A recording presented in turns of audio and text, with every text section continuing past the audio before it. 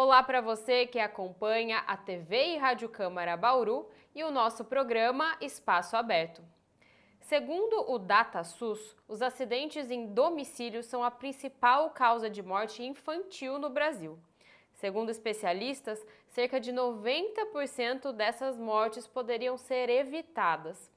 O assunto é importante, então hoje nós falamos sobre prevenção de acidentes domésticos e para isso está aqui com a gente a Érica Tonelli, que é especialista em entornos seguros e protetores da Aldeias Infantis SOS, que é uma organização global que atua no cuidado e proteção de crianças, adolescentes, jovens e suas famílias. Seja muito bem-vinda aqui com a gente no nosso Espaço Aberto. Obrigada, agradecemos o convite em nome da Aldeias Infantis SOS.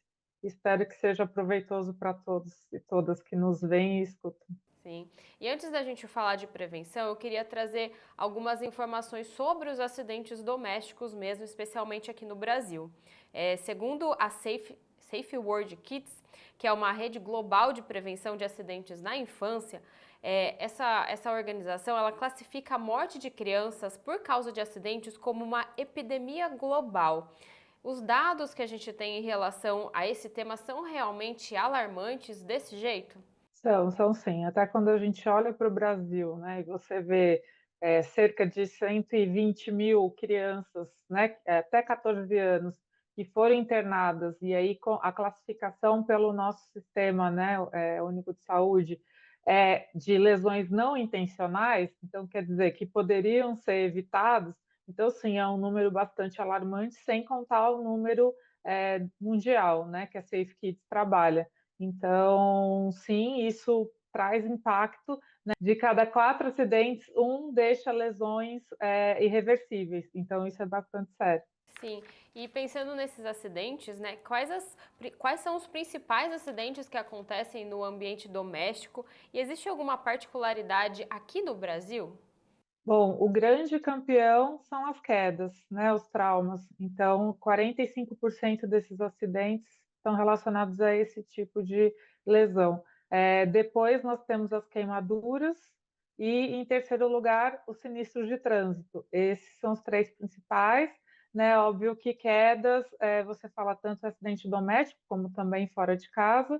Queimadura, aí sim, nosso grande campeão é dentro de casa, e o sinistro de trânsito, aí a gente já também está falando de mais ambientes externos.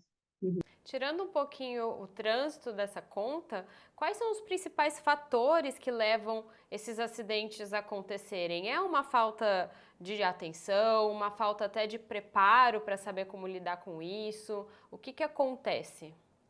Eu acredito que as duas coisas, a falta de informação, né, do quanto é necessário a gente preparar o ambiente, a nossa casa, né, de ter um olhar que anteceda ao acidente. Então, eu tenho que já ter, aí sim, esse preparo, né, essa formação, vamos dizer assim, anterior, para conseguir ver que uma criança que vai ficar pulando no sofá, por exemplo, o risco dela cair é muito grande, né? Então, e eu acredito que, além da formação, desse preparo anterior, uma mudança de cultura, né, no país a gente precisa implementar, no sentido de sair da ideia da infância enquanto sobrevivência. A gente ouve muito isso: eu passei por isso e estou aqui para contar a história, né? Eu andava no porta-mala do carro do meu pai e estou aqui, isso não aconteceu nada, né? A gente precisa mudar essa concepção, esse é um paradigma de infância,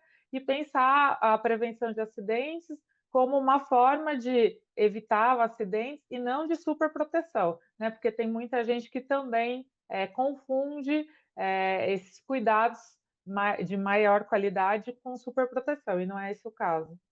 E ainda pensando nesses fatores que podem levar esses acidentes a ocorrerem, tem algumas épocas que demandam ainda mais atenção, que eles acabam acontecendo mais, por exemplo, as férias escolares, ou às vezes o verão, que aí traz os afogamentos. Tem alguma coisa, alguns dados nesse sentido? Sim, aumenta, né, período de férias, esses períodos que as crianças estão mais em casa. Isso requer um maior preparo, né? A gente até recomenda que se faça uma operação pente fino na casa para ver os espaços, os brinquedos, né, para ter aí uma maior tranquilidade. Período de festas também, né, tanto as festas de finais de ano, festa junina, que você tem maior preparo de alimentos, algumas brincadeiras que também são um pouco mais arriscadas, também aumenta, por exemplo, o número de queimaduras, né? Essa época de festas de finais de ano, a gente sempre pede para tomar um cuidado redobrado com a cozinha, né? Que está toda a família reunida ali preparando os alimentos. E as férias, com o período de viagens, né? Às vezes você vai para lugares que também aí vai ter menos proteção no local, então também é importante ter esse olhar da prevenção quando escolher hotel ou alguma casa de veraneio, essas casas de temporada. E o contato com as águas abertas, como você disse, a questão dos afogamentos aumentam principalmente no verão. Sim. Agora que a gente fez esse panorama dos acidentes, vamos falar um pouquinho também de prevenção. A gente sabe que, como você até explicou, são alguns tipos de acidentes que podem ocorrer e os cuidados podem variar também de faixa etária, do local. Mas quando a gente pensa assim em prevenção, quais são as principais medidas que podem tornar os ambientes, principalmente o da casa, né, mais seguros, mais confortáveis para as crianças não sofrerem esses acidentes? Então, eu vou falar principalmente das quedas, queimaduras e também intoxicação, que são as principais causas de acidente dentro de casa, né? Então, quedas, aquela regra que a gente ouve muito falar de redes de proteção ou telas de proteção, seja nas sacadas, né, janelas. As escadas abertas, elas também devem ter rede de proteção. E o ideal é que a gente verifique de tempo em tempo a validade dessa tela, né? Não adianta colocar só e achar que aquilo vai proteger para todo sempre, não, a gente tem que estar sempre atento ao estado de conservação. Cuidado com os pisos escorregadios, então, se as crianças estiverem, usar sempre algum calçado, né, específico, evitar o uso de tapetes, se usar tapete, que ele tem antiderrapante, isso também é importante. As escadas terem portões tanto no topo quanto embaixo, para que as crianças, principalmente as menores, né, não tenham acesso. Não deixar que as crianças fiquem, né, pulando na cama, no colchão, no sofá, tomar bastante cuidado, evitar que estejam próximo à janela, né? A criança, principalmente as menores, também fantasiam bastante, né? Faz parte da etapa do desenvolvimento. Então, evite tomar muito cuidado com os móveis, com as quinas, né, que isso pode causar algum tipo de acidente.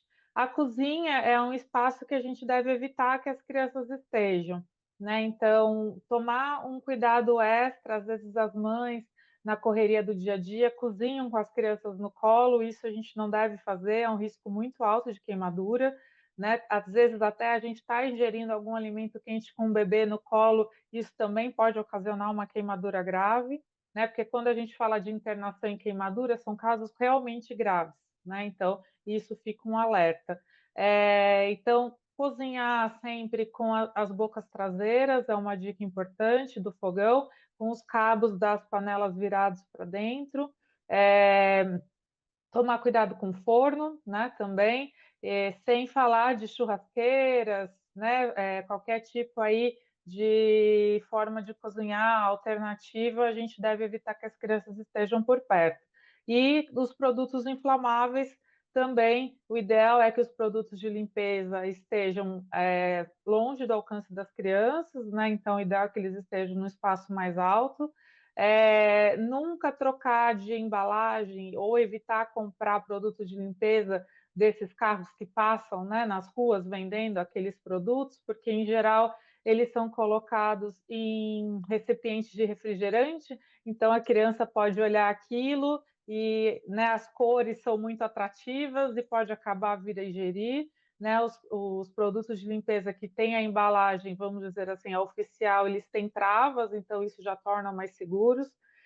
Tomar muito cuidado também com o produto de beleza e higiene, que as crianças possam vir a ingerir, e os medicamentos, né? Os medicamentos sempre devem estar longe do alcance das crianças. E uma dica muito importante, a gente sabe que acaba lá não sendo uma dica muito fácil, mas é que nunca relacionar o medicamento com doce ou com algo gostoso, porque isso também pode induzir que a criança, no momento de descuido que às vezes, né, pode acontecer, vá lá e gerir porque está com essa, vamos dizer, com esse pensamento que aquilo é algo bom para se ingerir. Então, essas seriam umas dicas assim mais gerais, né, para tomar o cuidado dentro de casa. Olha quantas medidas a gente está falando aqui, isso de uma maneira bem rápida, bem resumida. Pensando nisso, é possível educar os pais para eles evitarem, para eles trabalharem por essa prevenção de acidente, mas educar também as crianças? É possível trabalhar com esses dois grupos? Sim, os pais, nós até temos, né, no site, da Aldeias Infantis SOS um curso gratuito que eles podem fazer em EAD com todas essas informações, tem um e-book, tem checklist que dá para fazer para ver a segurança dos ambientes, então fica essa dica.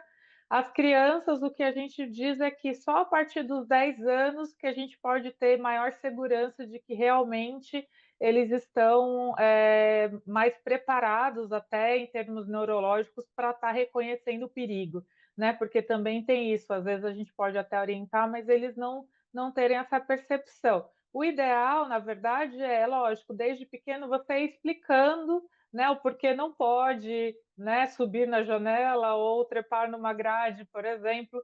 Né? Então, sempre a gente explicar, então isso é uma parte de já ir educando desde pequenininho, mas só a partir dos 10 aí sim a gente pode pensar numa informação de mais qualidade. É importante também expandir essas prevenções para outras pessoas e outros ambientes, por exemplo, na escola, no trânsito, ou até pensando em pessoas idosas, que, inclusive, recentemente nas notícias a gente viu alguns casos de pessoas famosas que vieram até a falecer ou se acidentaram por causa de acidentes, quedas domésticas, né? Sim, muitas dessas dicas que a gente fala para criança, ela também vale para os idosos, né? Então, é importante, eu acho que a informação, o nosso papel até como organização é de mobilizar, então a gente sempre está muito em parceria com a imprensa, né? Com qualquer meio de comunicação, com as escolas, com, enfim, porque o importante desse conhecimento é circular, por isso que eu digo da mudança do paradigma, né? Então, quanto mais gente souber, mais importante, e aí a gente consegue reduzir os números tão altos de acidentes. Então, isso é de fundamental importância. E falando nessa redução dos números, pela sua experiência, né, agora citando um pouquinho o trabalho, o Aldeias Globais SOS, ele atua para que crianças cresçam em ambientes seguros. Então, de acordo pela sua experiência, vocês já conseguiram ver alguns resultados a partir do que vocês vivenciam e trabalham? O que seria um cenário ideal quando a gente fala em prevenção de acidentes domésticos? Nós fazemos o monitoramento ano a ano, né? Quem fazia antes era uma ONG chamada Criança Segura, né? Que transferiu aí o legado, já vai fazer quase 4 anos para aldeias infantis, SOS. E aí o que a gente vê, na verdade, houve uma queda nesses últimos 20 anos, até pelas medidas, até na questão do próprio trânsito, né? A gente vê aí a mudança, das pessoas usando cinto, usando as cadeirinhas, né, os bebê confortos, etc. Mas esse último ano a gente teve um aumento que nos chamou bastante atenção de 8% dos casos. Então, é por isso que a gente faz um monitoramento ano a ano, né? Porque você pode ter queda. Então, por exemplo, no período de pandemia, por mais que as crianças estivessem em casa, nós tivemos uma queda no número de acidentes. E aí, agora, quando acabou esse período, a gente foi surpreendido esse ano com um aumento de 8% nas internações. Né? Então, é um trabalho de dia a dia mesmo, né? Porque às vezes muda o perfil. Então, por exemplo, essa foi a primeira vez de levantamento que a sufocação é a principal causa de óbito em crianças e não o trânsito. Isso nos chama muito a atenção. Né? Então, o que está acontecendo que as crianças estão se engasgando e chegam ao hospital basicamente em óbito já? Né? Então, por isso que o estudo é importante, essa análise anual, para a gente vendo até em que linha a gente tem que informar mais as famílias. Né? E ainda não tem uma explicação para esse aumento. Da sufocação, o que nós temos trabalhado é que, primeiro, os bebês, essa, tem alguns pontos, né, que são importantes. Então, a amamentação ela é mais segura do que o aleitamento via mamadeira, né? Quando dá com a mamadeira o leite, tomar muito cuidado, né? Não cortar bico, que às vezes a gente vê gente que faz isso, né? Não deixar o bebê na posição correta para dormir no berço, evitar ter, o berço tem que estar sem nenhum tipo de bichinho de pelúcia. Eu sei que as mães adoram, mas o ideal é o berço sem nenhum adereço.